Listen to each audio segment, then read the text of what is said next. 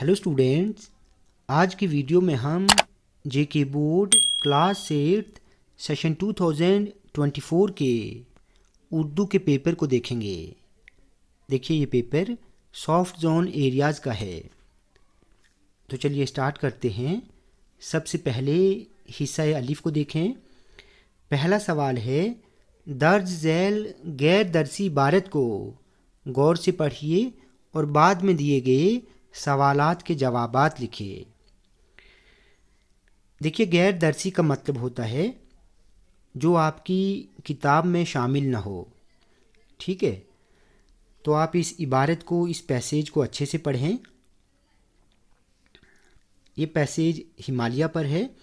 तो पहला सवाल क्या है, दुनिया की बुलंद तरीन चोटी का नाम बताइए। इसका जवाब है माउंट एवरेस्ट। दूसरा सवाल है, कोहे हिमालय में दुनिया की कितनी बुलंद चोटियां मौजूद हैं। तो कोहे हिमालय में दुनिया की तकरीबन 100 से ज़्यादा बुलंद चोटियां मौजूद हैं। तीसरा सवाल है, हिमालय से निकलने वाले 4 दरियाओं के नाम लिखिए। तो देखिए यहाँ पर दिया हुआ है हिमालय से कौन कौन से दरिया निकलते हैं, जैसे सिंध है, गंगा है, ब्रह्मपुत्र है, वगैरह वगैरह। चौथा सवाल है, कोहे हिमालय के दामन में कितने लोग आबाद हैं। तो कोहे हिमालय के दामन में तकरीबन 3 अरब लोग आबाद हैं। पांचवा सवाल है, माउंट एवरेस्ट किन 2 मुल्कों की सरहद पर वाक़ है।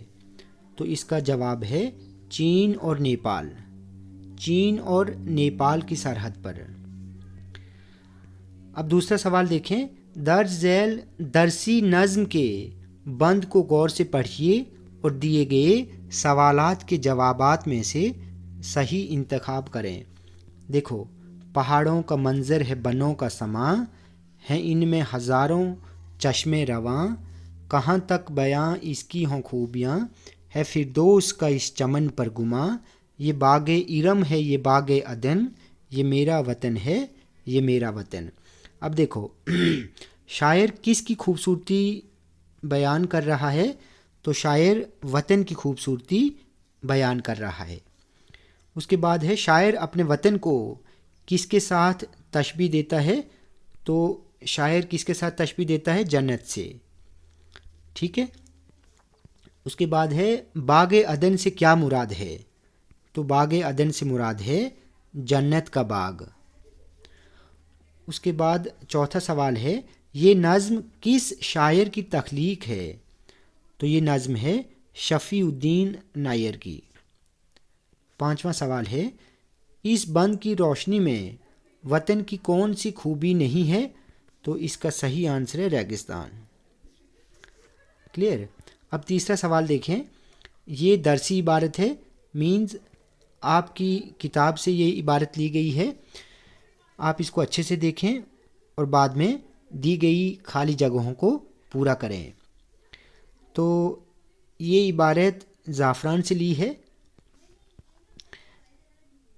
पहली फिलअप है, कश्मीर में ज़ाफ़रान की काश्त डैश इलाके में होती है। तो कहाँ पर होती है, पामपोर में होती है ये। क्लियर। दूसरी है, ज़ाफ़रान को डैश का फूल समझा जाता है। तो ज़ाफ़रान को बादशाहों का फूल समझा जाता है। तीसरा पार्ट है, कदीम ज़माने में यहाँ डैश को डैश कहते थे। तो कदीम ज़माने में यहाँ ज़ाफ़रान को कश्मीर राजा कहते थे, या इसको हम कहते हैं कश्मीर राजा। क्लियर। उसके बाद है, ज़ाफ़रान को डैश में खानों में इस्तेमाल किया जाता है। तो इसका आंसर है,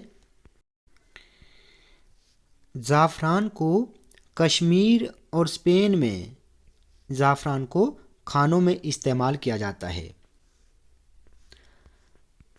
कहाँ पर, कश्मीर और स्पेन में आएगा यहाँ। उसके बाद है, हिंदू लोग ज़ाफ़रान के तिलक को मुक़द्दस समझते हैं। तिलक और मुक़द्दस। ठीक है। اس کے بعد حصہ بے قواعد کو دیکھیں، گرامر کو۔ اب یہاں پر دیکھیں پہلے نمبر پر ہے رستم بہت بہادر ہے۔ اس جملے میں بہادر کیا ہے؟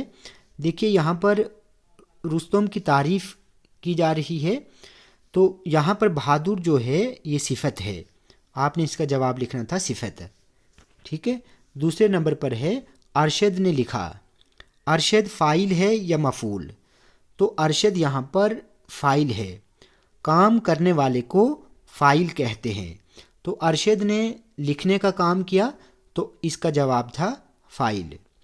تیسرے نمبر پر ہے چوہا بھاگا۔ اس جملے میں فعل کیا ہے؟ تو اس جملے میں فعل ہے بھاگا۔ کسی کام کے کرنے، ہونے کو یا سہنے کو فعل کہتے ہیں، ٹھیک ہے۔ تو دیکھو چوہا بھاگا، ٹھیک ہے، تو یہاں پر بھاگا جو ہے یہ فعل ہے۔ میں نے خط لکھا۔ اس جملے میں خط کیا ہے؟ اس جملے میں خط ہے مفعول۔ جس اسم کے ساتھ کچھ ہو اسے مفعول کہتے ہیں۔ خط کو لکھا گیا تو یہاں پر خط جو ہے مفعول ہے۔ پانچویں نمبر پر ہے احمد نے کتاب پڑھی۔ یہ جملہ فعل ماضی ہے یا فعل حال؟ فعل ماضی کا مطلب ہوتا ہے پاسٹ، فعل حال مینز پریزنٹ، تو یہ کتاب کو پڑھا گیا تو یہ پاسٹ آئے گا، مطلب یہ جملہ فعل ماضی ہے، کلیئر۔ اس کے بعد ہے درج ذیل الفاظ میں واحد کے جمع اور جمع کے واحد لکھے۔ شیشے جمع ہے تو اس کا آئے گا شیشہ، ٹھیک ہے۔ میوہ میوے، اس کی آپ نے جمع بنانی میوے۔ افکار فکر، افکار جمع ہے تو آپ نے اس کا بنانا تھا فکر۔ علم علوم، ٹھیک ہے، یا آپ اس کا علماء بھی لکھ سکتے تھے لیکن علوم اس کا صحیح ہے۔ پانچواں سوال ہے کالم الف کو کالم بے سے ملائیے۔ تو گوتم بدھ بدھ مت کا بانی ہے۔ کپل وستو شمالی ہند کا شہر ہے، ٹھیک ہے۔ یوگ مذہبی ورزش ہے۔ چار اعلیٰ سچائیاں بدھ مت کی بنیادی تعلیمات ہیں۔ اس کے بعد چھٹے سوال میں آپ کو ان دو میں سے کسی ایک پر مضمون لکھنا تھا۔ ساتویں سوال میں آپ کو یا تو اپنے پرنسپل کے نام، فیس معاف کرنے کی درخواست لکھنی تھی یا پھر آپ کو یہ خط لکھنا تھا، ٹھیک ہے۔ آٹھواں سوال ہے درج ذیل الفاظ و محاورات میں سے 3 کو جملوں میں استعمال کیجیے۔ تو پہلے نمبر پر ہے پہل کرنا، یعنی شروعات کرنا، تو آپ کوئی بھی جملہ بنا سکتے تھے جیسے چلیے ہم ہی پہل کرتے ہیں۔ دوسرے نمبر پر ہے خواب دیکھنا، خواب دیکھتے رہو۔ تیسرے نمبر پر ہے پھولے نہ سمانا، یعنی بہت خوش ہونا۔ امتحان کی کامیابی پر میں پھولے نہ سمایا۔ اس کے بعد ہے نصیحت، میں نے اسے پڑھائی کے ساتھ ساتھ کھیلنے کی نصیحت کی۔ اس کے بعد ہے کھیل کود، کھیل کود بہت ضروری ہے، کھیل کود بہت ضروری ہے، یہاں پر ہے آئے گا سوری۔ اس کے بعد 9واں سوال ہے درج ذیل دیے گئے درسی سوالات میں سے صرف 3 سوالات کے جوابات لکھے۔ دیکھیے لیبارٹری کسے کہتے ہیں؟ ایسی جگہ یا ایسا کمرہ جہاں بہت ساری دھاتوں کا تجربہ کیا جاتا ہو یا کیا جاتا ہے، ٹھیک ہے۔ فضول خرچی کرنے والا کس کا بھائی ہے؟ شیطان کا۔ تو یہ سوالات آپ نے کیے ہوں گے، بہت آسان ہیں سبھی، ٹھیک ہے۔ تو گوتم بدھ یوگی اور سنیاسی کیوں بنے؟ سچ کی تلاش میں بنے۔ کس ملک میں زعفران کو شاہی رنگ سمجھا جاتا ہے یونان میں، تو بہت آسان ہیں یہ۔ اس کے بعد حصہ نظم میں سے بھی کچھ سوالات ہیں۔ پہلے نمبر پر ہے دلکش چمن کس کو کہا گیا ہے؟ تو دلکش چمن وطن کو کہا گیا ہے۔ ہمارے ملک کی تاریخ کیا رہی ہے؟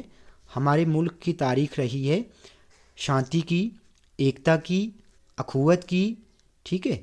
تو یہ سوال بھی آپ نے کیا ہوگا۔ کوئل کیسے گیت گاتی ہے؟ تو کوئل کوکو کے میٹھے گیت گاتی ہے۔ اجنبی ہاتھوں سے شاعر کی کیا مراد ہے؟ تو اجنبی ہاتھوں سے شاعر کی مراد ہے انگریزی حکومت۔ اس کے بعد آخری سوال، ان دو اسباق پر آپ کو خلاصہ لکھنا تھا۔ یہاں پر چوائس ہے آپ کو، یا تو کمپیوٹر کا ارتقائی سفر یا پھر چند خلاباز خواتین، ٹھیک ہے۔ اسٹوڈنٹس ویڈیو آپ کو اچھی لگی ہو تو آپ پلیز اس ویڈیو کو لائک اور شیئر کریں اور چینل کو سبسکرائب کرنا نہ بھولیں۔